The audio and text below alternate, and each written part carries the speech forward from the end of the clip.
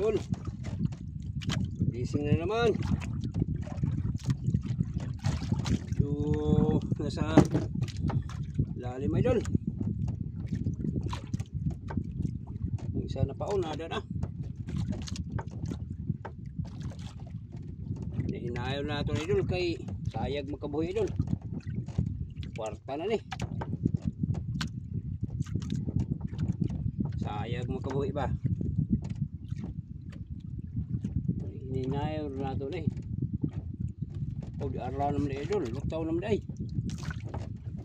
Oh, gamay man din. Dua kabuk na idol.